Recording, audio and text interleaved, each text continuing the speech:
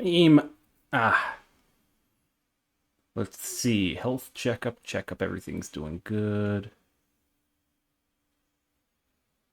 All right. Bit better. All right. Cool, cool, cool, cool.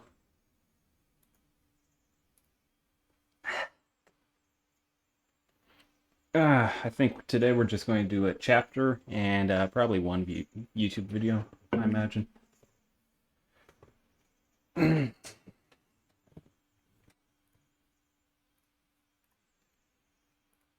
are we up to? Chapter 4? Eddard. Hmm.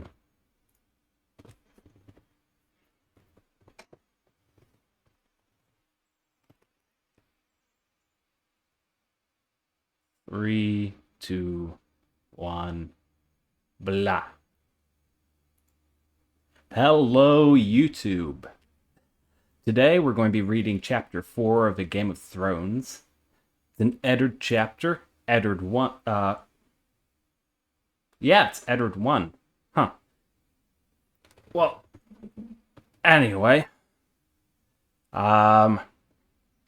warned, I'm not a professional voice actor. Please go read the original work. All rights reserved to George R. R. Martin and his associated publishers. We're just doing this for fun, and is a good way to warm up my voice before I do other stuff. Without further ado, let's get into it, shall we?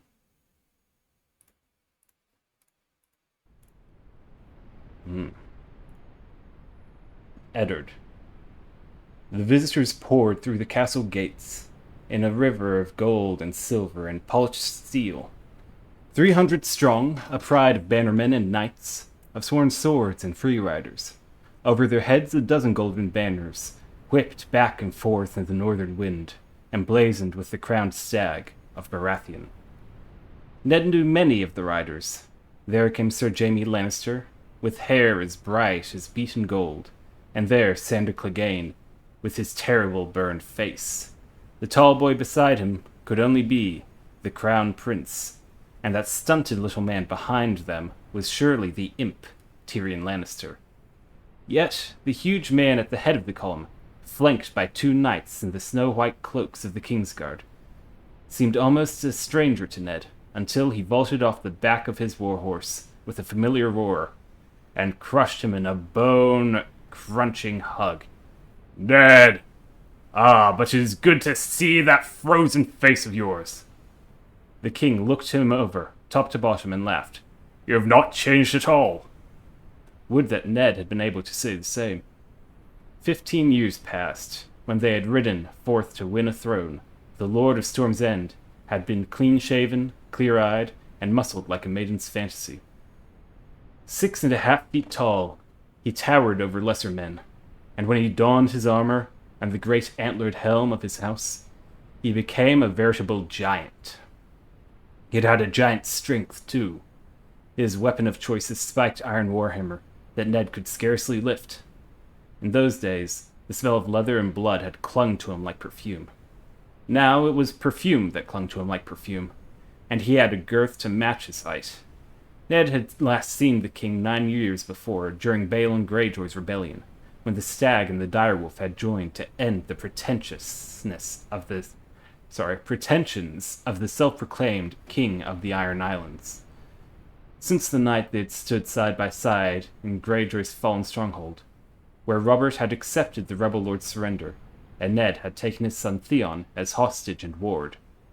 The king had gained at least 8 stone.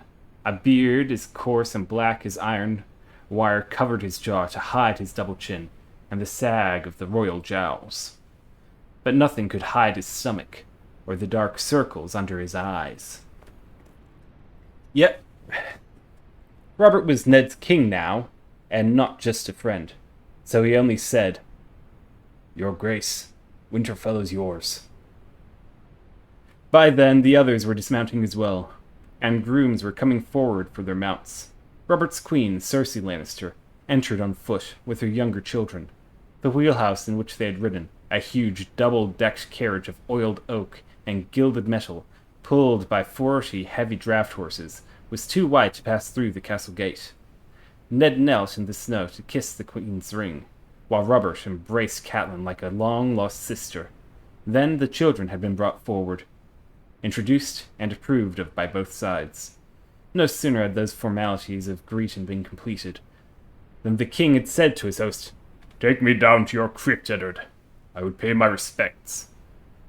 Ned loved him for that, for remembering her still after all these years. He called for a lantern. No other words were needed. The Queen had begun to protest. They had been riding since dawn. Everyone was tired and cold. Surely they should refresh themselves first. The dead would wait. She had said no more than that. Robert had looked at her, and her twin brother Jaime had taken her quietly by the arm, and she had said no more. They went down to the crypt together, Ned and his king he scarcely recognized. The winding stone steps were narrow. Ned went first with the lantern. "I was starting to think we would never reach Winterfell," Robert complained as they descended. "In the south, the way they talk about my 7 kingdoms, a man forgets that your part is as big as all the other 6 combined." "I trust you enjoyed the journey, your grace?" Robert snorted. "Bogs and forests and fields, and scarcely a decent inn north of the Neck. I've never seen such a vast emptiness. Where are all your people?" "Likely they were too shy to come out," Ned jested. He could feel the chill coming up the stairs, a cold breath from the deep within the earth. "Kings are a rare sight in the north," Robert snorted. "More likely they were hiding under the snow. Snow, Ned!" The king put one hand on the wall to steady himself as they descended.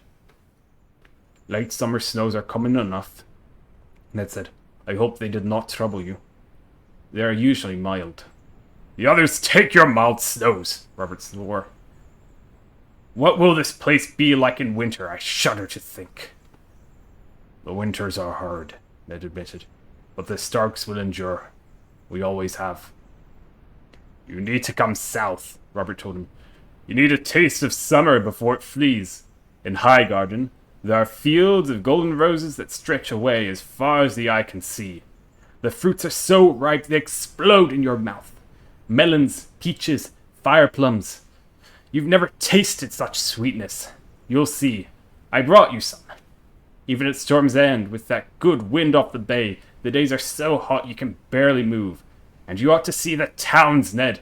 Flowers everywhere, the markets bursting with food. The summer wine's so cheap and so good that you can get drunk just breathing the air. Everyone is fat and drunk and rich."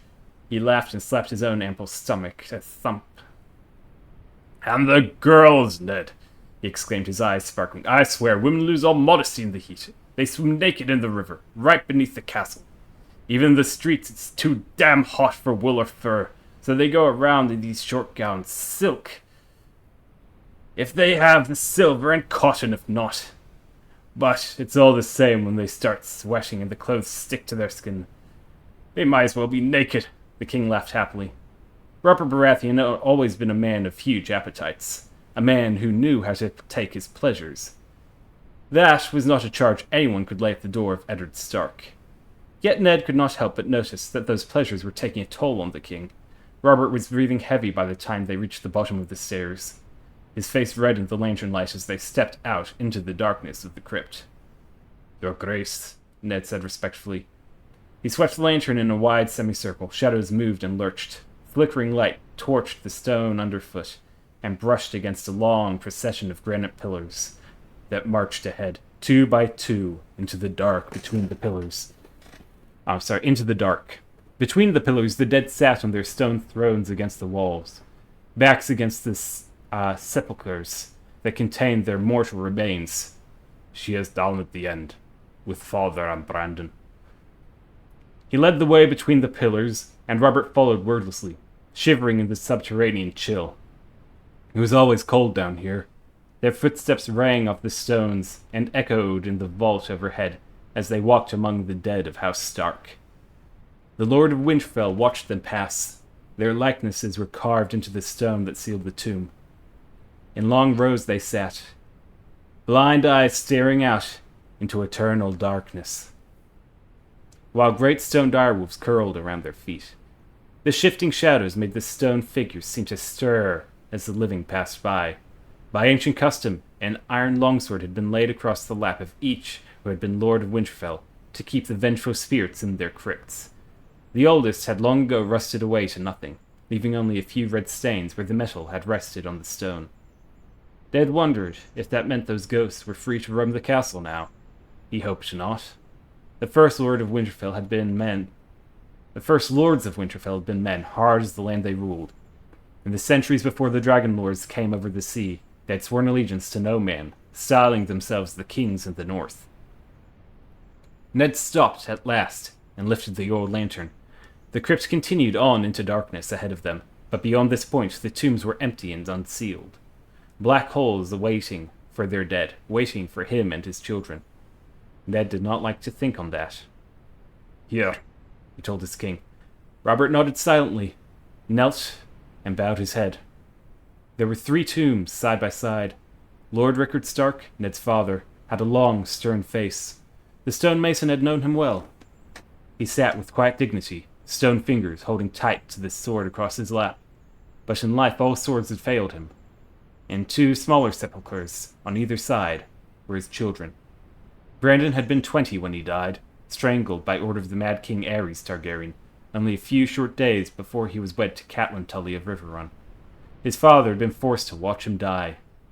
He was the true heir, the eldest, born to rule. Lyanna had only been 16, a child woman of surpassing loveliness. Ned had loved her with all his heart. Robert had loved her even more. She was to have been his bride. She was more beautiful than that, the king said after a silence. His eyes lingered on Lyanna's face, as if he could will her back to life. Finally he rose, made awkward by his weight. "Aw, damn it, Ned! Did you have to bury her in a place like this?"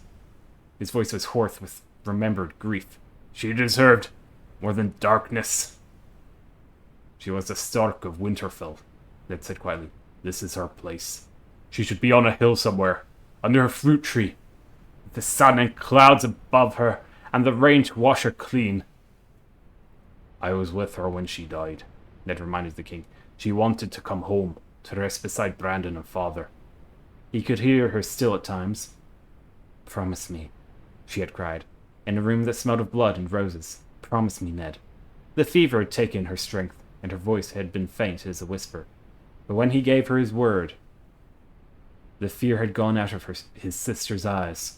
Ned remembered the way she had smiled then, how tightly her fingers clutched his as she gave up her hold on life, the rose petals spilling from her palm, dead and black. After that, he remembered nothing. They had found him still holding her body, silent with grief. The little Crannog man, Howland Reed, had taken her hand from his. Ned could recall none of it. "I bring her flowers when I can," he said. Jan was fond of flowers. The king touched her cheek, his fingers brushing across the rough stone, as gently as if it were living flesh. "I vowed to kill Rhaegar for what he did to her." "You did," Ned reminded him. "Only once," Robert said bitterly. They had come together at the ford of the Trident while the battle crashed around them. Robert, with his warhammer and his great antlered helm, the Targaryen prince, armored all in black. On his breastplate was the 3-headed dragon of his house, wrought all in rubies that flashed like fire in the sunlight. The waters of the Trident ran red around the hooves of their bestriders as they circled and clashed, again and again, until at last a crushing blow from Robert's hammer stove in the dragon and the chest beneath it. When Ned had finally come on the scene, Rhaegar lay dead in the stream, while men of both armies scrambled in the swirling waters for rubies knocked free of his armor. "In my dreams, I kill him every night," Robert admitted. "1,000 deaths will still be less than he deserves." There was nothing Ned could say to that. After a quiet, he said, "You should return, your grace. Your wife will be waiting." "The others take my wife." "Oh, sorry, I'll redo it." "The others take my wife," Robert muttered sourly. But he started back the way they had come, his footsteps falling heavily. "And if I hear your grace one more, I'll have your head on a spike. We are more to each other than that." "I've not forgotten," Ned replied quietly. When the king did not answer, he said, "Tell me about John." Robert shook his head. "I've never seen a man sicken so quickly. We gave a tourney on my son's name day. If you'd seen John then, you would have sworn he would live forever. A fortnight later, he was dead. The sickness was like a fire in his gut. It burned right through him." He paused beside a pillar, before the tomb of a long-dead Stark. "I loved that old man." "We both did." Ned paused a moment. "Catelyn fears for her sister. How does Lysa bear her grief?" Robert's mouth gave a bitter twist. "Not well, in truth," he admitted. "I think losing John has driven the woman mad, Ned. She has taken the boy back to the Eyrie, against my wishes. I'd hoped to foster him with Tywin Lannister at Casterly Rock. John had no brothers, no other sons. Was I supposed to leave him to be raised by women?" Ned would sooner entrust a child to a pit viper than to Lord Tywin, but he left his doubts unspoken. Some old wounds were never truly healed, and bleed again if the slightest touch.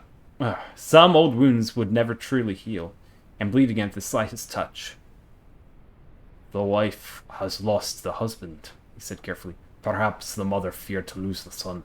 The boy is very young." "6 and sickly. The Lord of the Eyrie gods have mercy," the king swore. "Lord Tywin had never taken a ward before. Lysa ought to have been honored. The Tywins are a great and noble house. She refused to even hear of it. Then she left in the dead of night, without so much as a by your leave. Cersei was furious." He sighed deeply. "The boy is my namesake. Did you know that? Robert Arryn. I am sworn to protect him. How can I do that if his mother steals him away?" "I will take him as a ward, if you wish," Ned said. "Lysa should consent to that. She and Catelyn were close as girls. She'll be welcome, he as well." "A generous offer, my friend," the king said, "but too late. Lord Tywin has already given his consent. Fostering the boy elsewhere would be a grievous affront to him. I have more concern. Oh, sorry, that's it. I have more concern for my nephew's welfare than I do for Lannister pride," Ned declared. "That is because you do not sleep with a Lannister," Robert laughed, the sound rattling among the tombs and bouncing from the vaulted ceilings. His smile was a flash of white teeth, in the thicket of a huge black beard. "Ah, Ned, you're still too serious." He put a massive arm around Ned's shoulder. "I'd planned to wait a few days to speak to you, but I see now there's no need for it. Come, walk with me." They started back down between the pillars. Blind stone eyes seemed to follow them as they passed. The king crept his arm around Ned's shoulder. You must have wondered why I finally came north to Winterfell after so long." Ned had his suspicions, but he did not give them voice. "For the joy of my company, surely," he said lightly. "And there's the wall. You'll need to see it, your grace, to walk along its battlements, and talk with those who man it. The Night's Watch is a shadow of what it once was." Benjen says, "No doubt I will hear what your brother says soon enough," Robert said. "The wall has stood for what, 8,000 years? It can keep a few more days. I have more pressing concerns. These are difficult times. I need good men about me. Men like Jon Arryn. He served as Lord of the Eyrie, as Warden of the East, as Hand of the King. He will not be easy to replace." "His son," Ned began. "His son will succeed to the Eyrie and all its incomes," Robert said briskly. "No more." That took Ned by surprise. He stopped, startled, and turned to look at his king. The words came unbidden. "The Arryns have always been Wardens of the East. The title goes with the domain.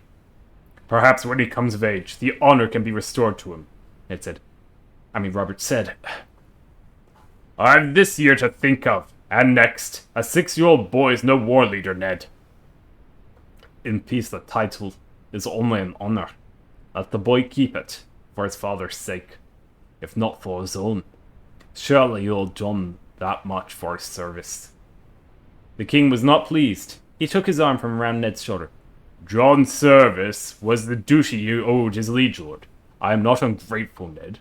You of all men ought to know that. But the son is not the father. A mere boy cannot hold the East." Then his tone softened. "Enough of this. A more important office to discuss. I will not argue with you." Robert grasped Ned by the elbow. "I have need of you, Ned." "I'm yours to command, your grace. Always." There were words he had to say, and so he said them, apprehensive about what might come next. Robert scarcely seemed to hear them. "Those years we spent in the Eyrie. Gods, those were good years. I want you by my side again, Ned. I want you down in King's Landing, not up here at the end of the world, where you're no damned use to anybody." Robert looked off into the darkness for a moment, as melancholy as a Stark. "I swear to you, sitting a throne is 1,000 times harder than winning one. Laws are a tedious business, and counting coppers is worse. And the people, there's no end of them. I sit on that damnable chair and listen to them complain until my mind is numb, and my ass is raw. They all want something, money or land or justice, the lies they tell, and my lords and ladies are no better. I'm surrounded by flatterers and fools. It can drive a man to madness, Ned. Half of them don't dare tell me the truth, and the other half can't find it. There are nights I wish we had lost at the Trident. Ah, no, not truly, but—" "I understand," Ned said softly. Robert looked at him. "I think you do. If so, you're the only one, my old friend." He smiled. "Lord Eddard Stark, I would name you Hand of the King." Ned dropped to one knee. The offer did not surprise him. What other reason could Robert have had for coming so far? The Hand of the King was the second most powerful man in the Seven Kingdoms. He spoke with the king's voice, commanded the king's armies, drafted the king's laws. At times he even sat upon the Iron Throne to dispense the king's justice when the king was absent, or sick, or otherwise indisposed. Robert was offering him a responsibility as large as the realm itself. It was the last thing in the world he wanted. "Your grace, I am not worthy of the honor." Robert groaned with good-humored impatience. "If I wanted to honor you, I'd let you retire. I am planning on making you run the kingdom and fight the wars while I eat, drink, and wench myself into an early grave." He slapped his gut and grinned. "You know the saying about the king and his hand?" Ned knew the saying. "What the king dreams," he said, "the hand builds." I betted a fishmate once who told me the Lobo wouldn't have a choicer way to put it. The king eats, they say, and the hand takes the shit. He threw back his head and roared his laughter. The echoes rang through the darkness, and all around them the dead of winter seemed to watch with cold and disapproving eyes. Finally, the laughter dwindled and stopped. Ned was still on one knee, his eyes unpraised.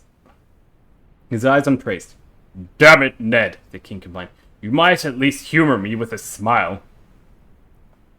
"They say it grows so cold up here in winter that man's laughter freezes in his throat and chokes him to death," Ned said evenly. "Perhaps that is why the Starks have so little humor."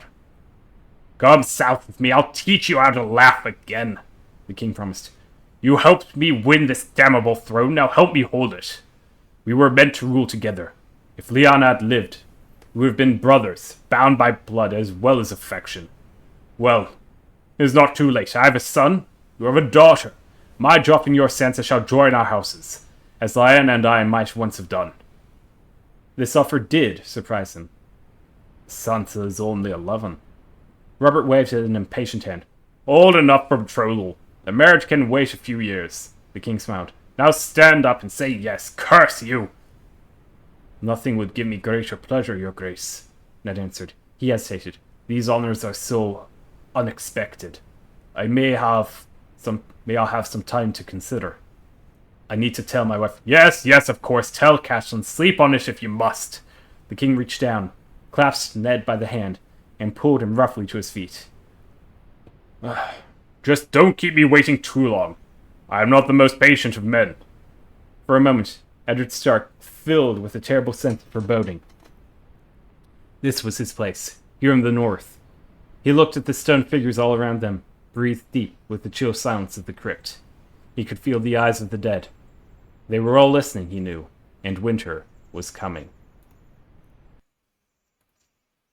All right. That was chapter 1. Well, that was chapter 4, Eddard 1 of the Game of Thrones. A good chapter, I think. And one that does a lot of heavy lifting in the early book. We get, of course, more background on the dynamics and blah, blah, blah. But the big thing we get introduced to, big in two senses of the word, is Robert. Probably big in more senses than just that.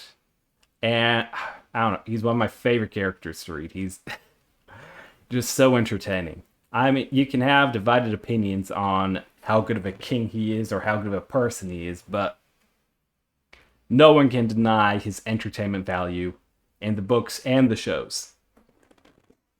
I, of course, decide to give him a less rugged accent than he has in the show, because he is royalty, after all. He's a lord. But that might be subject to change. I'm not terribly consistent with the character voices in this series of readings. I don't have all that much to say about the chapter overall. Of course, if you know the big twist of Game of Thrones, then you get to hear the setup of Lyanna on her deathbed. They're introduced to at least the name Howland Reed, who is more important than you might give him credit for on first reading. And, of course, we get hints as to the level of influence the Lannisters have when it comes to royal decisions. But that's enough of that. Thank you for watching. Thank you for staying. If you liked this, please like, comment, and subscribe. See you later. Okay. Just going to go label that so I don't forget. What's... okay. We got... add 1.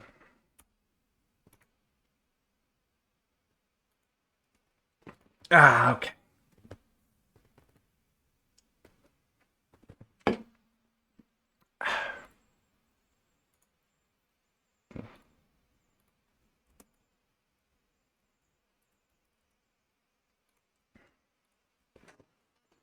So I don't have a huge amount of time today.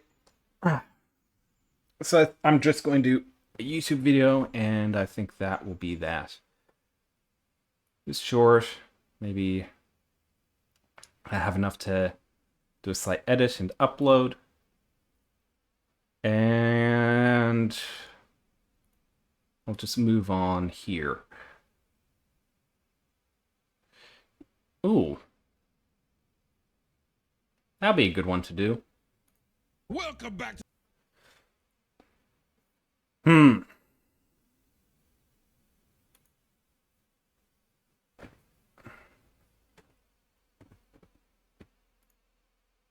Yeah, that works. Okay.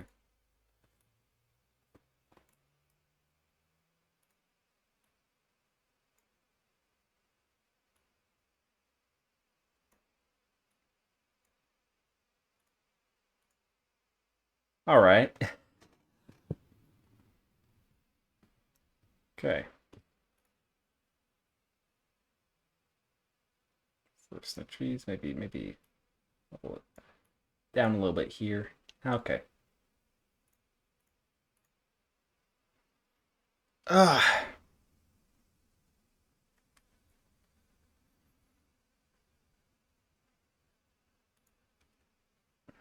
Have another drink before I start.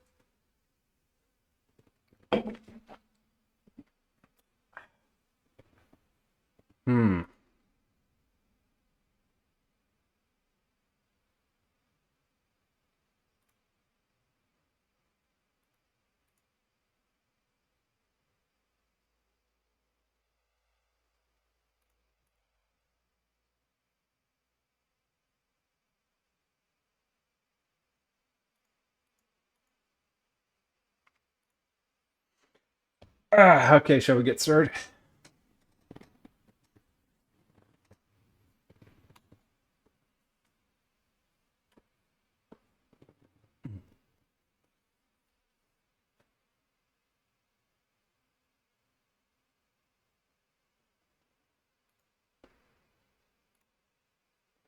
Actually, scrap that. Delete that. Okay.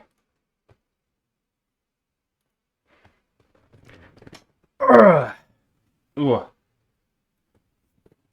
Okay. 3, 2, 1, begin. Hello, YouTube! Today, we're going to be watching Papa Meat's video called Millennials Are The Worst. This just dropped like 8 hours ago for me. I enjoy Meat Canyon's videos, his Papa Meat channel, his Meat Canyon channel, and I'm an avid listener to his podcast with Wendigoon, the Creepcast. If you never checked out that podcast, I suggest you go watch it. While you're at it, also check out this video right here on his channel, if you haven't watched it already. Obviously, all links to this video at least, will be in the description below. And let's just jump right in and get watching, eh? Alright. Welcome back to the Papa Meat channel. How you doing? How you doing? Come in and sit down because today we're diving into the cringe-inducing world of millennial core. No. Millennials. Nah, I'm kidding. I don't have a problem with millennials. Some people really seem to. I don't know. Maybe it's because I'm on like the older end of Gen Z, but I don't mind millennials as much. I used to find them more annoying, but I feel like they've chilled out a lot in the past few years. I think the hate for them is a bit overdone. The same way like hate for Gen Alpha is overdone a bit. It's still fun to have this sort of intergenerational banter, but anyone who takes it seriously is they're being a bit cringy, I think.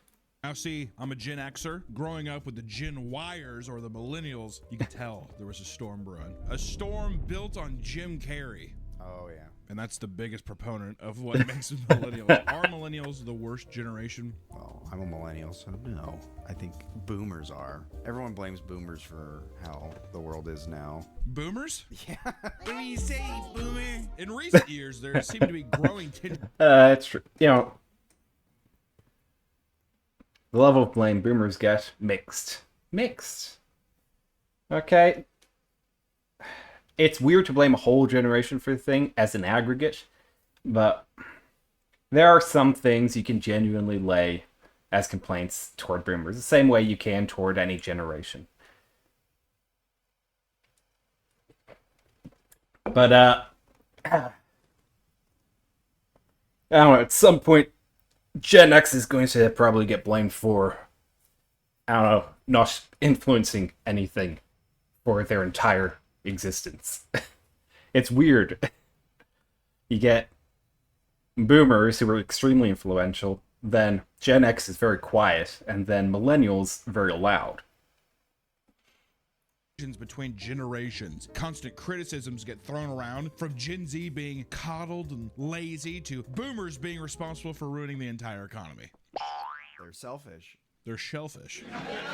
Though these debates will likely never end, one thing's for sure. Millennials are getting hit from all angles. It is an impossible battle. You're going to lose, all right? I feel like the majority of my viewers are millennials. It's a losing fight. Give up. Millennials, or those born from 1981 to 1996, get told they're lazy and have weak work ethic from boomers, and some even blame them for ruining the economy. Meanwhile, we're now seeing more and more of Gen Z go after them as well for being obsessed with nostalgia, being out of touch, and worst of all, being cringe. Which Hey, okay.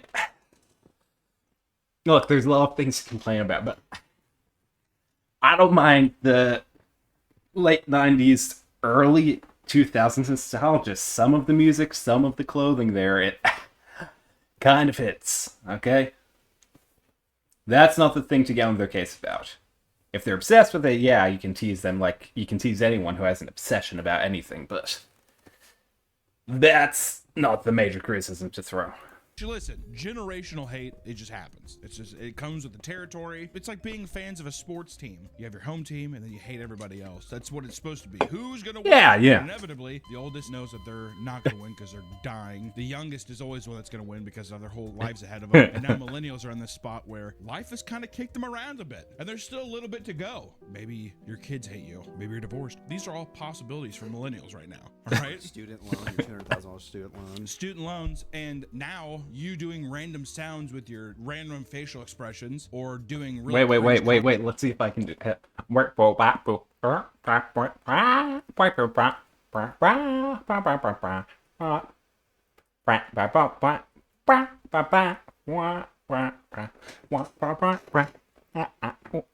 I do it right? Did I do the thing right?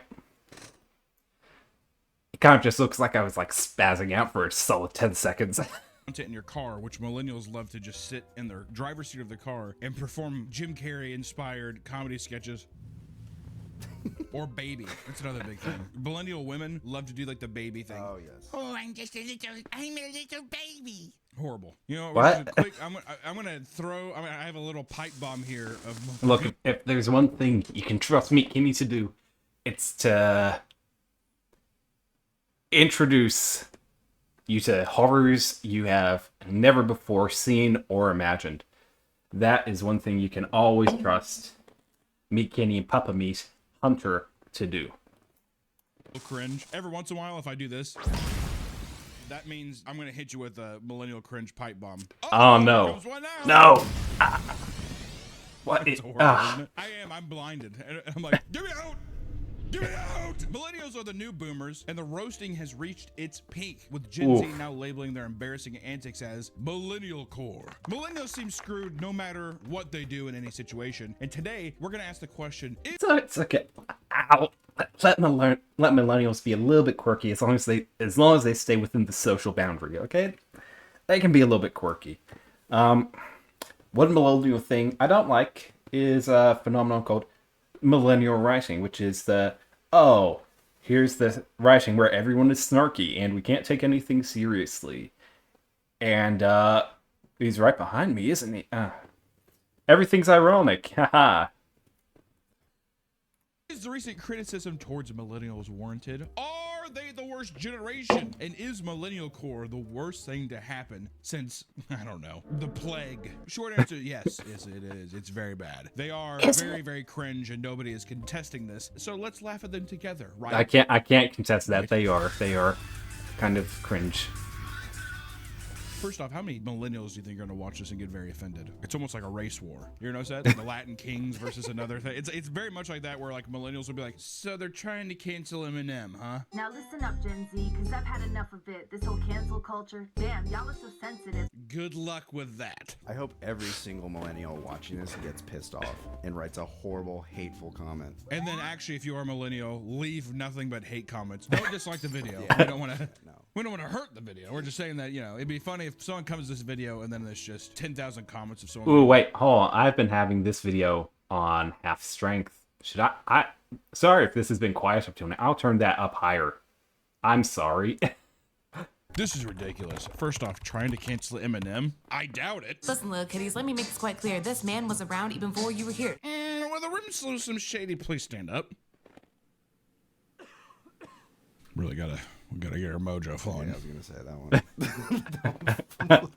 It's very sad and quiet. But first, we should ask ourselves, what in the hell is millennial core? The term millennial. Why did Walrus come up there? What? But first, I thought he was going to talk about. I thought he was going to say. Oh, I misread that. I thought it said, "What is the walrus?" No, it's just what the walrus? That was that's definitely millennial. Okay. We should ask ourselves, what in the hell is millennial core? The term millennial core comes from younger people reacting to how simply cringe millennials are in literally every way imaginable. There's no way out of it. In every way, millennials are cringe. Now, of course, You cannot stop it. No matter how young you are, no matter what generation, eventually, one day, you too will be consumed by cringe. See, like that. See, I was just consumed myself right then by the spirit of being cringy. Every generation is bound to become cringe at some point, but sometimes it seems like millennials are fundamentally, objectively cringe no matter how you look at it. It's almost like a sport. It's almost like it is some kind of contest that they are trying to win. It's what they love. They love to be cringe. But I think it's because they were raised on movies once again. Really blame the Jim Carrey effect, the late 90s, early 2000s comedies. Look at them. And then look at how people, of course, they're emulating what they saw. That's what I used to do. I used to watch just rom-coms and then copy to pick up women. Name one example. Well, this isn't like picking up, but you know how... Oh, that's already, you're going back on what you said. But... Gone Girl, there's a scene where... Okay, first off, not a rom-com. Well, I just want to put just immediately, Gone Girl is not a rom-com, okay? It's a tragic, that's a horror movie, basically, but go ahead. I forget why he does it, but he like grabs her chin and pulls her in and kisses her. We went and saw Gone Girl, and I was like, oh, I'm going to use that. And I thought it was cute. How did it work? It didn't work. Yeah. She didn't text me back after. Yeah. Did she fake her death and everything, too? Yeah. Well, I used to work That's rough, buddy. Ah. with her. She didn't show up for work. I hope you're alive. This video is sponsored by Helix Sleep. A well-lived life starts with rest, and nothing feels as good as waking up. Don't skip the ad. This is a fresh video by him. Watch the ad, all right? Watch his sponsorship.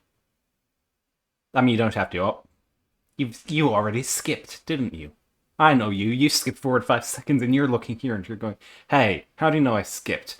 Is he just been rambling on about people skipping for the last 5 seconds? Yeah, I have. Now it's 10 seconds. You know what I'm going to do? Get back to the video. Up on a mattress that's made for you. So many of us are getting it wrong from the start because it all starts with your mattress. If you want to have the energy and focus you need to be productive each day, you need to be getting proper sleep. So why don't you get the Helix Sleep mattress to try? Helix has 20 unique mattresses all set to serve a specific purpose. If you're too hot at night or if you sleep on your side, they want to know. Before you get a Helix Sleep mattress, you take a sleep quiz to find out the perfect blend of what you need. You're finding your dream mattress. So people with back pain might need a different mattress than someone who prefers a... Has anyone ever actually, bought any of these products that, any of the products that heavily push sponsorships on YouTube? Has anyone actually sat down and watched those? I mean, bought those after watching them? I mean, I don't think I have, but I'd be interested to hear if you've ever, bought a Helix mattress. Is it actually any good? Firm mattress. This quiz is very quick, but it takes your answers and recommends the best choice for you. I'm getting my best sleep on my Dusk Lux mattress. It serves my particular needs, and I have been getting deep, restful sleep each night. And it's amazing how much sleep can affect your mood and energy. I'm a bundle of joy. I'm getting more work done, and all it took was a few minutes to find out what I was missing. If you're not in the market for a new mattress right now, but you wish you could improve... On paper, this is the worst way to sponsor. He looks exhausted. He has dark circles around his eyes. He is delivering this with zero energy. But with all that combined, it works great as comedy, and therefore still manages to be a decent sponsorship. Your old one, Helix offers the perfect solution with their range of mattress toppers. They can extend the life of your old mattress and upgrade the comfort while not having to worry about replacing it. Or maybe you've got a Helix Sleep mattress already, but you want to improve your guest bed. Grab a mattress topper and tell them we sent you. Get the sleep you deserve. Visit helixsleep.com/papameat to take advantage of their Cyber Monday sale extended and get 20% off site-wide. Thank you so much to Helix Sleep for sponsoring this video. Now back to the video. We've talked about Disney adults on this channel a lot. I talk about Disney adults more than I talk about my own family because it's fascinating. If I could go to school... Who are Disney adults? Disney adults are... millennial-aged women who didn't get into the Harry Potter phase, but decided to get into Disney and then never grew up. or sociology or something, or anthropology just on Disney adults, I would. I would take I that would. class. I would absolutely take that class. I'm gonna look like, when I'm older, I'm gonna look like the Jurassic Park guy, except I'm gonna have just a giant 70 acres of just obese Disney adults. And then instead of like having a mosquito in that orb, it's gonna be the Mickey ears. It's gonna be a half-eaten bit of like a churro that someone ate, whatever. And I'm like, this has DNA on it, Sonny. So wait, if you made a park, would it be a park filled with Disney adults? It would still literally just be the wilderness. Oh, yeah. And they'd be walking around, but it would be like something where like everything's made of churros, and they'd still have the fans that like make things smell like cinnamon and stuff. And there'd be like one CRTV that's playing like Aladdin. Oh no. It's okay. It was a short bit of Aladdin. I'll be fine. That's what it'd be. And they would evolve him. They would be like the giant Disney adult with like a giant neck. Eating from a churro tree. This is going to be the sequel to his Meat Canyon sketch with the Disney adults. Welcome. And the Disney adult phenomenon started with millennials refusing to let go of their childhood and making it their entire personality, right? People translating, that's why Disney adults are so fascinating, is it's translating trauma from your childhood, using your safety blanket, which was Disney movies, as your entire personality now. The thing that made you feel that good, trying to reject all the bad things. Listen, I'm not a psychologist, but I just nailed it right on the fucking head. All right? And one man claims that the cringe millennials you'll see online are the equivalent to anime kids you used to see in school back in the day, like Naruto running the lunch line, who's holding like a giant binder, the thickest. The common denominator here seems to be autism for that, right? Right? Binder you've ever seen. 3 textbooks. Running to line as if it's gonna run out of food. Well, it's because I like have so many minutes to eat, so I like to make sure I get there first. Squirrely f***s. Okay, I'm gonna make a public service announcement. Do it. Also, Ah, no. public service announcement. If you have a child, tell them, be like, don't run to the lunch line. If anything, if you're there first, just wait a second. Let a couple people trickle in. I didn't use a locker, so I put every single book in my backpack, and my backpack was like this. Why didn't you use a locker? I didn't get assigned one, and I never asked. Why didn't you just ask for one if you want to I sign was one? too shy, so I just lugged around a giant backpack. You know, fair enough, man. Fair enough. Ah. Hey, at least he never got stuffed in his locker. That would prevent you that too, huh? Do people actually get stuffed in lockers? Like, I know that's like a media thing. I've never seen someone actually get stuffed into a locker, though. Is this like a cow tipping situation where some people think it does happen or some people think it doesn't, or just one of those things that definitely does happen that I've never seen? You went to the principal. Grab the principal's chin. You ever seen Gone Girl? He's like, what the hell? Yeah. They probably thought that you were like one of those army kids. Oh, the ROC? The ROTC kids, whatever. That had like the military backpack and you had combat boots on. You were like walking through the school. That's it right for. Kept trying to Gone Girl all the lunch ladies. Rubbing their chin hairs and stuff. Naruto running the lunch line and making animal noises when getting too close, right? Basically what we call autism now, which we weren't really savvy on back in the day, which is true. You sat there, a girl would come to school with cowboy boots on and claim that she was a witch and cast spells at people. We called that person. That was rude. That's not even me saying that now. That's me reflecting and being like, that's just what happened. Is that nice, Nick? No. As a child, though, can you comprehend what that can do to somebody? Yeah. You can't. Right? No. No, you can't. Look. Yeah, am I? Sure, yeah. I'm going to defend light bullying here, okay? Making fun of people as a kid for being really weird is a net positive. Okay? Doesn't make, some kids have some issues. Yeah, occasionally, but I think most of the time it helps bring kids into line with just socially acceptable behaviors.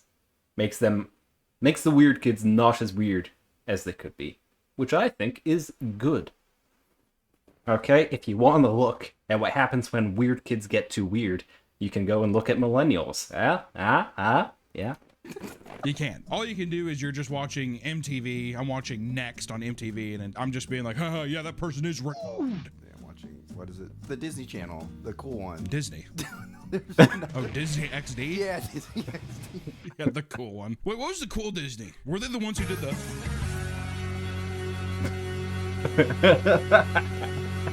Come here, Minnie. When you're the most documented generation to exist, it's only a matter of time before every aspect gets picked apart. The millennial whoop, for example, is a cliche that gets made fun of often. Gen Z referring to the melodic pattern tons of millennials pop songs use, where they shout things like, whoa, during choruses rather than using actual... Oh, people hate on the whoa. I think it works decent as a song filler, okay? I just think of it like vocal instrumentation, you know? Instead of having a guitar riff or something like that, you just have a sort of catchy vocal noise. I think that gets overhated on. Like laugh tracks get overhated on. Okay? Those things are fine, and they work in some songs and some shows. Let them do what they're... Whoa-oh-oh-ohs, okay? Words, right? Remember Fun? That was fun. Remember that? The worst No. generation of music, I will say by far, is from like 2009 to like 2013. Awful. Name one song. One bad song? I mean, any Fun song, any Imagine Dragons song. I like Imagine Dragons. Oh, I liked Imagine Dragons as a kid. I still kind of like Imagine Dragons. I'm getting roasted by Papa Meat. Everyone gets roasted by Papa Meat eventually.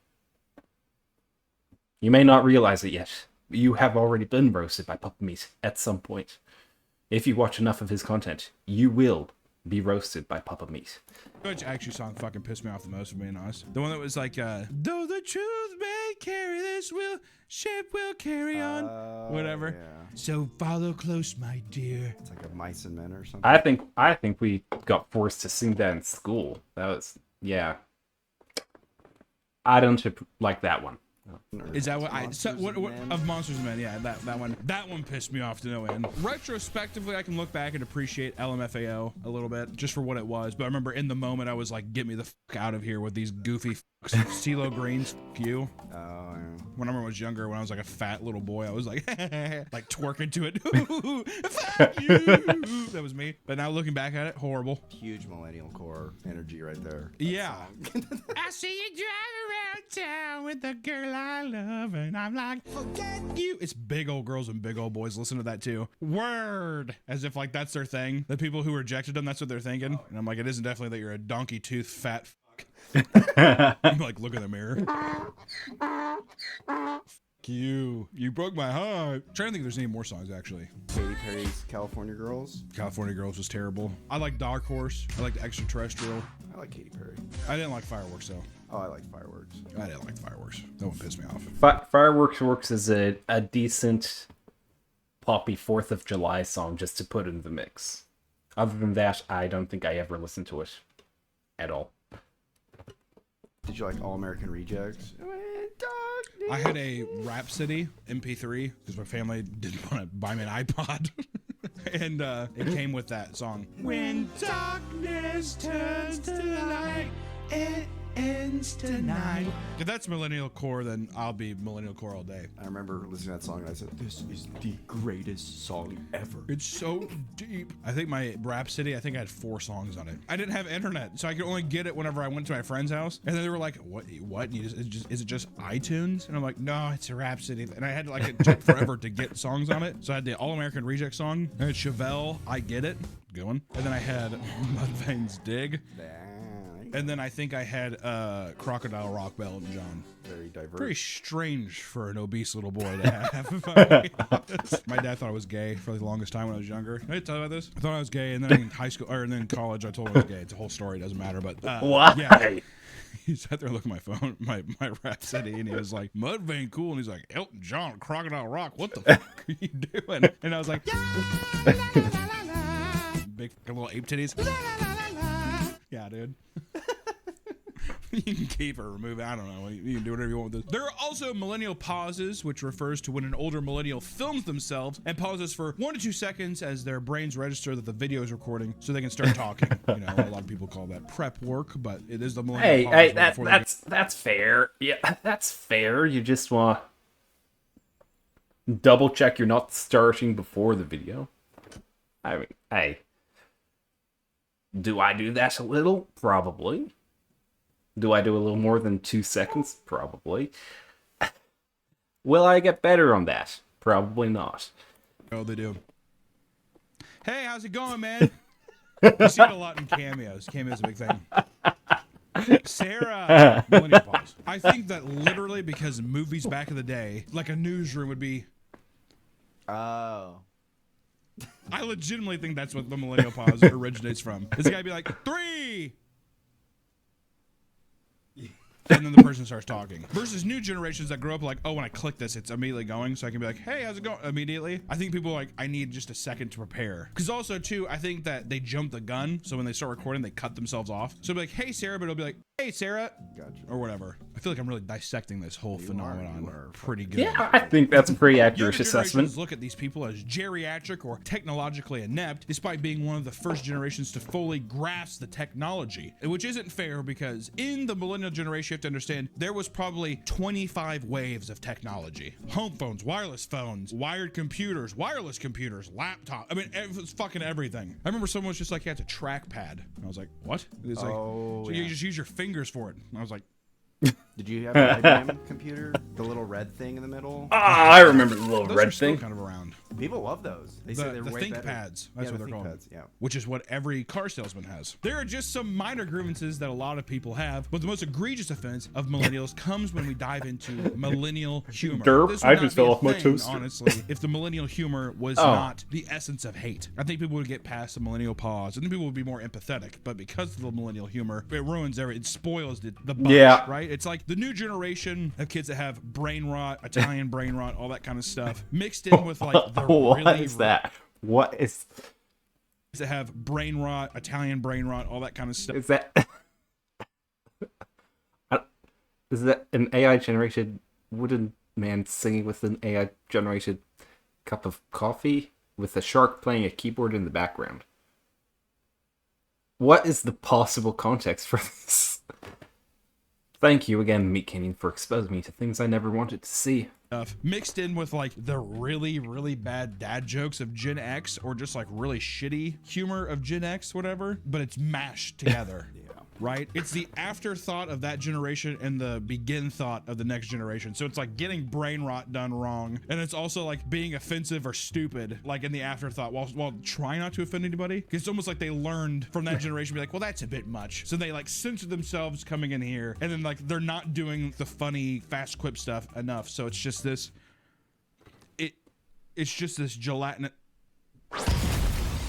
For example, millennial humor often revolves around self-deprecation, leaning on how miserable one's life is as the punchline. While people living in a stressful world can see this as relatable, many chastise it for being a downer or even just like a little pity party, right? I think a lot of people see millennial humor in this way as like someone's looking for attention online. I'm pointing the joke at me so people can be like, no, and coddle you in the throes of a young person online who obviously feel like the world is ending and that I feel like I don't actually see too many of those posts anymore. I mean, I'll see like a couple memes sort of ones of that, but I think that's something that slowly started dying out as the people go,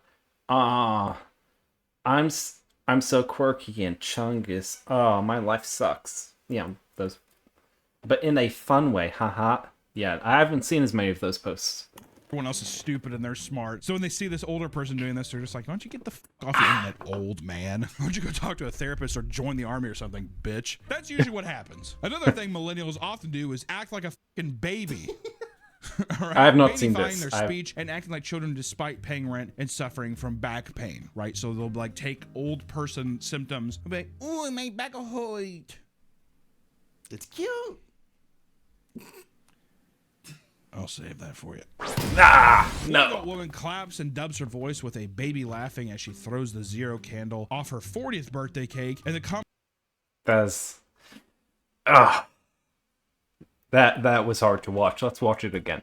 her voice with a baby laughing as she throws the zero candle off her 40th birthday cake, and the comments label it with the dreaded... You don't look like you're at a big party. Do you need a cake that big? Do ya? Do you? Do you? millennial core label, while others reminded viewers that the woman is 4 decades old. It's worse with sound. This video. It's one of the worst things ever. And then she claps and it's like the baby. It's, oh God. There's a lot of stuff too. I mean, I think we've already showed one of these before too, but it's like the girl with the pancakes and the IHOP doing that. That's millennial core. The phrase. That's fine. That's, it's fine. That's sort of like quirky fun. That's not really pathetic. It's not as cringy.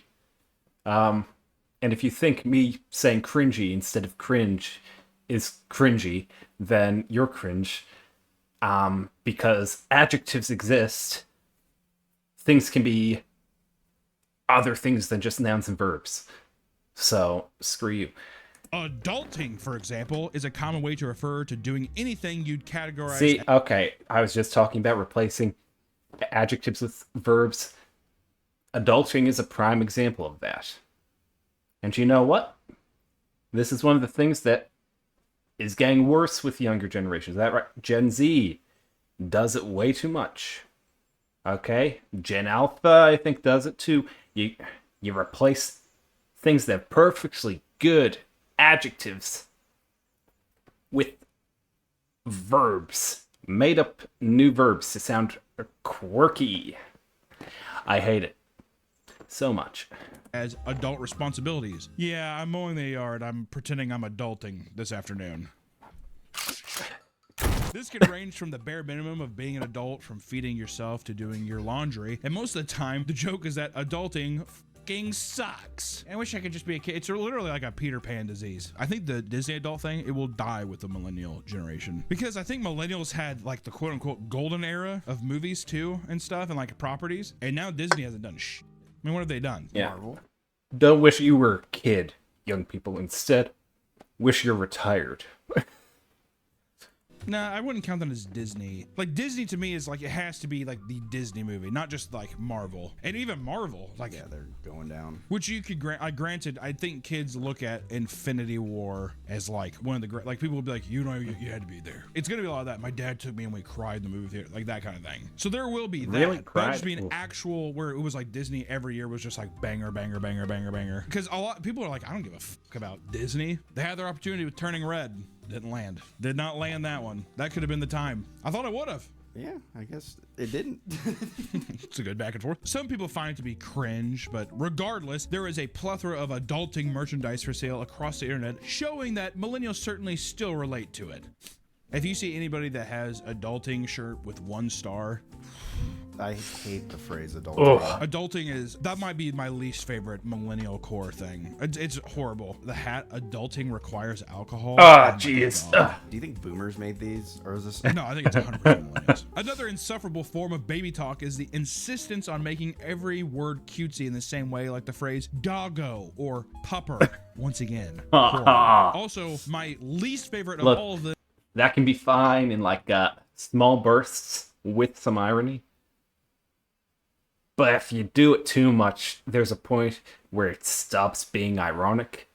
And that is a danger zone. them is the term small or small bean. Because don't forget, bacon and beans were the funniest thing to millennials back in the day. You would go Hi guys, we have to make the entire English language quirky and cutesy. Stop it. Get some help.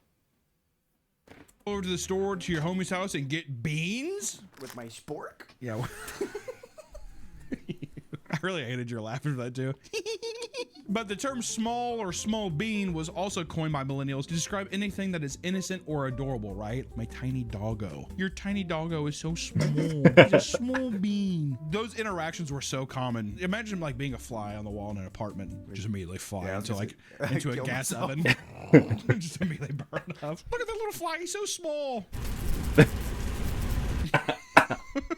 In a viral video, one woman, speaking in a baby voice, joyously celebrates Taylor Swift's relationship with Travis Kelce, stating, "Taylor finally gets to be a small girl because Travis is a big boy." We've showed it like 7 times, but Taylor Swift gets to be small girl with Travis Kelce because he is large boy. Oh no. And she gets to be small girl. it's one of my least favorite videos on the internet. I had to show it again. I can hate that video so much. People in the comments were horrified to see that this.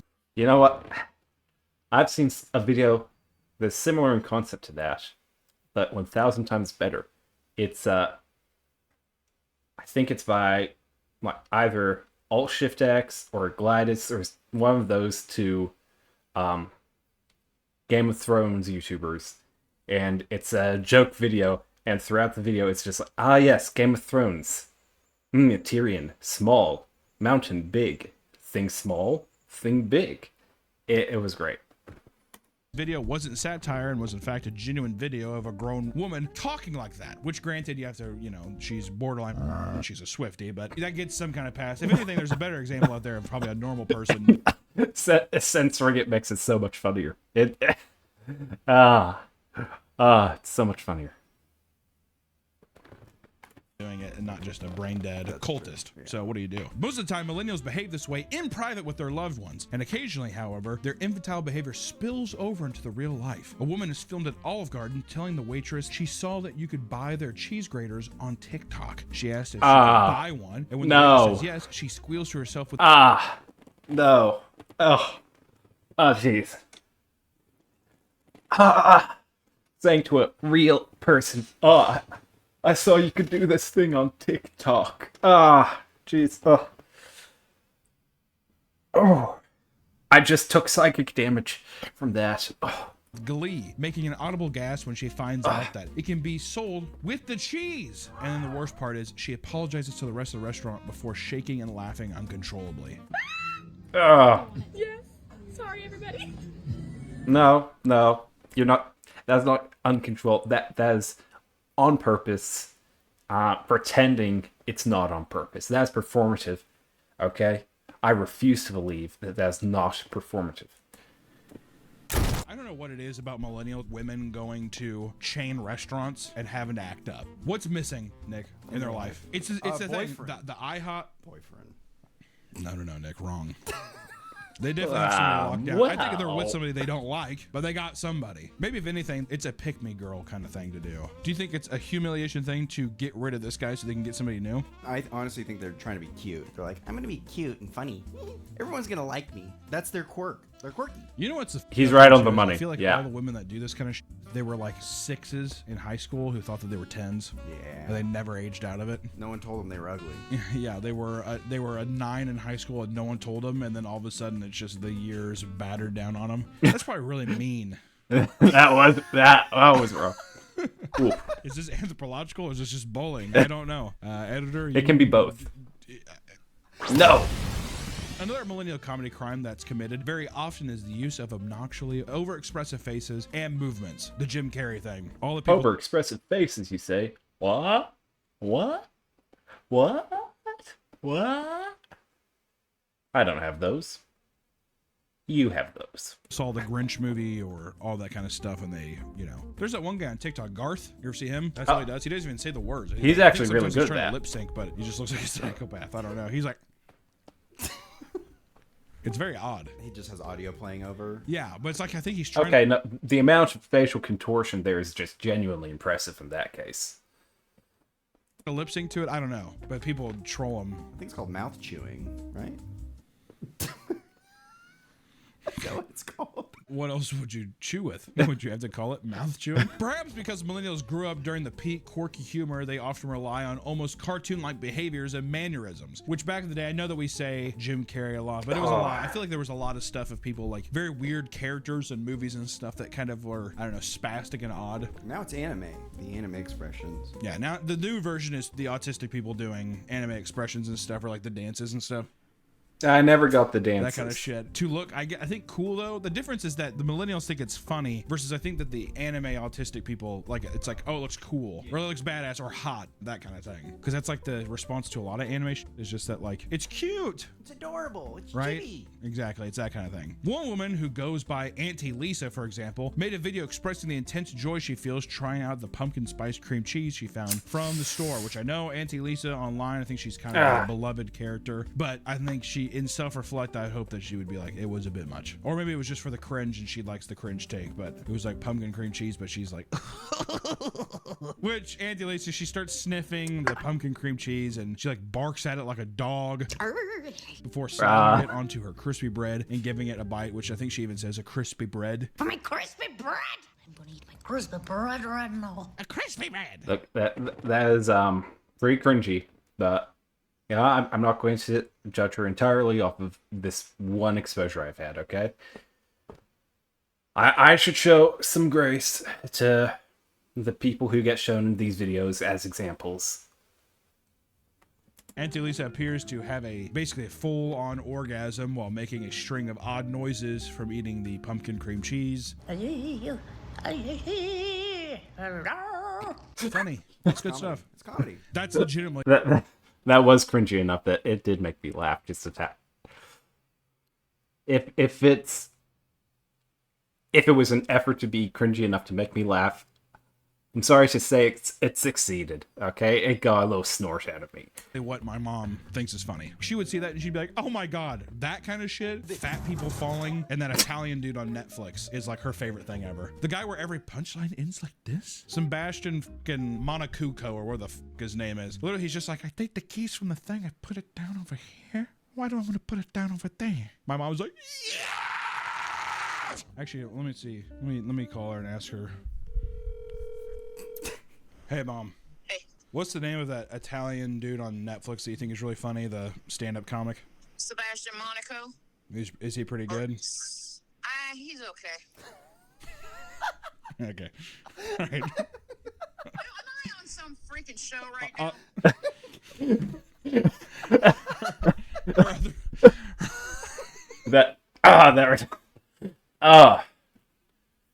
She sounded like if there was a sort of platonic essence to what a boomer mother sounds like, that would be it. That was. Am I on some frickin' show right now? That's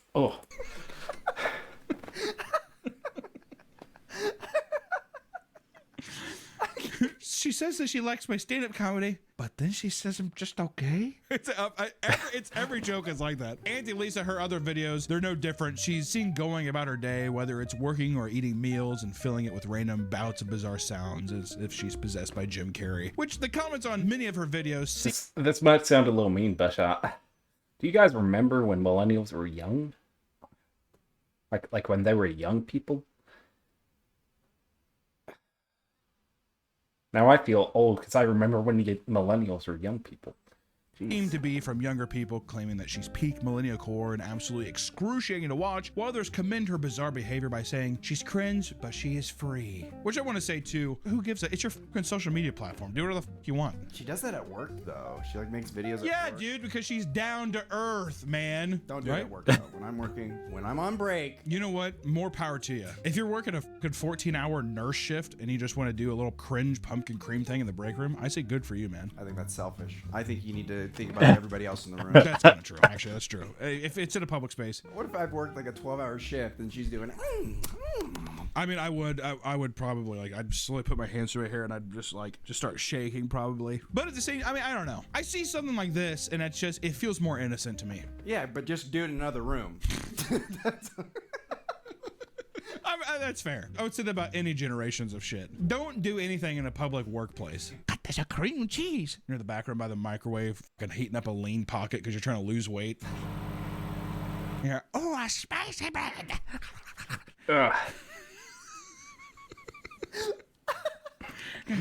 Pumpkin cream cheese. Spicy bread. Eating a fucking boiling hot lean pocket on the outsides and completely ice cold in the middle. Just sit in the background, just listening to it. Oh. online, there are plenty of millennials who make whole careers off showing their renovations. Despite being known for focusing on childlike wonder and whimsy as adults, they sure love to make their homes look like something straight out of a goddamn asylum. And most of their homes have zero color and feel soulless. They love to rip out wood features and replace them with boring marble and plastic. It's terrible. Stop making everything gray and white and I don't have like some solid, like rich colors, some nice wooden fixtures. You know, make a home feel warm and welcoming. I don't know. You know, they're entitled to style their home how they want, but I wish it didn't affect the market so much. Oh, I'm sorry. If you want to sell this home, we're going to have to redo it to be contemporary. Nah. Dang, love the marble. Could you get it a bit more mute for me? Could you just turn down the mute it just a bit? Thank you so much. Mute it. And you'd be hard-pressed to find a single comment liking their work that isn't millennial. This applies to their businesses too. Earlier this year, there was a wave of people hating on millennial burger restaurants. And everyone knows what that is. You walk in, you're like, God. Out are the ways of the cool fast food establishments where they had a little bit of personality to stand out from each other. And now they all look like dentist offices. Yeah, sterile. They all have metal bar stools and call the appetizers and burgers shareables. I don't mind that aesthetic so much. It's sort of a nice, warm, but still professional aesthetic, okay? It's just a little annoying when all the places look like that. Or handhelds. Pretty funny. Also, the bathrooms are usually like sitters and standers. Oh, yeah. One of those. Squatters and standers. They're getting real creative with the signs, too. You can't even tell, like, what... Can I go in there? You like, look at the sign. Most of the decorations are exposed brick, Edison bulbs, maybe signs that have quirky phrases that would make any person want to put a gun in their mouth. Need I digress? You're looking at 2 burgers for $60, Nick. That's a steal. And oh God, but they're good. Is this local? It's good. Is this grass-fed? Okay, this is awesome. What is that, truffle butter?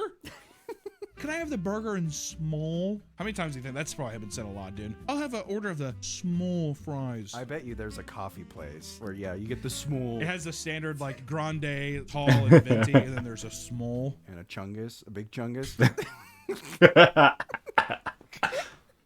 My heart. Yeah, I'll take a venti decaf coffee. And what would you like, sweetheart?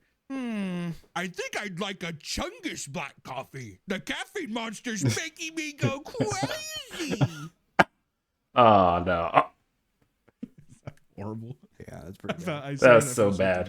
It's only natural for millennials to be poked fun at for their cringe behavior, which has led to an ongoing beef between millennials and Gen Z, and the results have been downright nauseating. Most adult millennials can't help themselves from being out of touch, but still attempt to make videos where they attempt to own the youngins, right? Hey, them kids don't know. You don't know what it's like to work with your bare hands. I love what that's. You know what? This is why I respect Gen X. They mostly stayed out of it, okay? They mostly stayed out of the generation war. Okay, you've still got boomers going in trying to own the youngins, and you've got millennials owning the Gen Zs, and Gen Zers trying to own everyone. But Gen X, they're just like, let the kids do their thing. We've got important things to worry about, like, you know, having careers and trying to buy a house. Say sometimes. You don't know what it's like to work with your bare hands, kiddos. It's like, what did you do? You worked at a Subway. Yeah. In the mines, basically. Don't think I forgot about that. Oops, you dropped this. Nah. A woman would post a video of herself taunting Gen Z for how much better their lives were because they didn't have all the futuristic smartphones and were obsessed with social media. As they post this to social media, mind you. There were no cell phones. There's no social media. We literally lived a life as teenagers that I would call fuck around and find out. The woman stops for a moment, looks away, and sincerely says, God, it was fucking epic. God, it was fucking epic. He recreated it perfectly, but yeah, there's a decent point. I don't think all the internet connected devices and constant exposure to social media is healthy for young people's development. Yeah, I think there's a decent amount of research to back that up. Am I going to cite any of that research here? No, I'm not a freak. but just trust me, it's out there. I hate Epic. I'm so glad that's gone. Epic and Banff. All right, that's Banff. Epic for the win. Lay Epic. The lay stuff. I fucking hate the. I'm pretty sure Reddit was like the breeding ground for millennial Reddit's the core. breeding ground for almost all of Earth's misdeeds. Almost all of Earth's misdeeds is caused by Reddit. 100%. Reddit and Twitter. If those two were gone, I sincerely believe that like the world would be a better place. World peace. Yeah, I agree. I do. No. You've got to remember, back in the 2000s, Tumblr was an origin point for a lot of terrible darkness. Okay? Legitimately believe if Reddit and Twitter were gone, healing would happen. It would be amazing. Bring back Zanga. Yeah. I don't even know what that Zanga will is. The world heal. The younger generations continue to beat down this aging horse by posting ruthless videos parodying millennial humor, filled with all the expected cringe mannerisms and unnecessary dance breaks. The youngins, they'll always win. The young people will always win. They're revolting against something that they truly hate. You know, people like to throw on the word punk a lot. To me, that's what the punk movement is. It's just younger generations being like, I fucking hate the older establishment. That's all it is. It will always be that way. Even if it comes across as the most juvenile bullshit, it's still going to win. It will every time. Also, think to yourself for a second. He might be right. Let me just say this. As you grow older, one of the saddest things you can do. I said this earlier. Cringe is coming for all of us. It gets us in little bits here and there, but eventually there will be a point where you two are overtaken by it, where your very existence will be infested, inescapable from it. Past, right? It's just true. No matter how cool and epic you thought your generation was, there will always be a newer and younger group of people who just think that you're fucking embarrassing. That's just the way it will go. And the generations making fun of you, they're gonna get made fun by the generation that comes after them. It's a tale as old as time. And all you can do is keep to yourself for your own good. If it makes you feel better, know that the cringe comes from us all. So let the younger people enjoy the moment while it lasts, because the cringe is coming for them. And I will say, the millennial mark is the torch runner for every future generation. Millennials are the first people to know what the internet is and basically be the guinea pigs for every fucking giant company that's been experimenting with social media and all this stuff. Products, all kinds of shit they're thrown into your hands. So of course they're going to be the brain dead bastard child of this new wave of technology to our downfall, basically. So what you're saying is we can basically blame Jim Carrey and the internet for millennials. That's the assessment everyone got, right? Okay. So just know that though the millennials might be cringe lords, they're like cavemen. Without them, we would not have fire. We would not have the wheel. Do you remember when memes were just pictures of animals with text? Memes would be pictures of animals with top text and bottom text. Also Conspiracy Keanu, Velociraptor. These were the funniest things on fucking Earth. But you know why it was funny? Because the older person next to you would be like, what is this? And you'd be chortling and sniffing and laughing at yourself because you're on some stupid website that you just don't get it, man. You just don't get it. only people your age were on, and that was like the magic of the moment. Now it's outdated and it's shitty, and also too, kids are just smart. Yeah, kids are creative and quick-witted and fucking smart because of this like quick response internet age thing. So of course there's gonna be a millennial pause because we had dial tone back in the day. You guys will never have to deal with dial tone, that kind of shit. I don't know, it's just interesting. But I will die on this hill by saying that millennial core is the worst. Maybe we're millennial core, Nick. I do unironically now say plogs. Nick says plogs. I don't.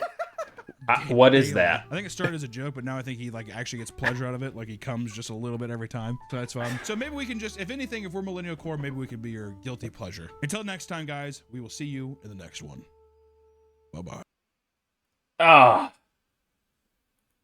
All right, guys. That was Papa Meat's video. Millennials are the worst. Do you think millennials are the worst? If you hate millennials, please comment it down below. If you're a millennial who hates millennials, please comment it down below. If you're not a millennial and you like millennials, please comment it down below. If you liked this video, please like the video and comment down below.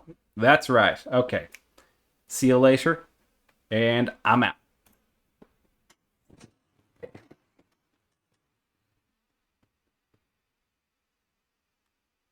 All right, yeah. Ba do do do do do do do do do. Ba ba da da da da ba ba ba ba. All right, I'll leave it off there for today. Good stream, good stream. And I don't know. See you tomorrow, maybe. I'm not sure. If not, I'll stream again next week.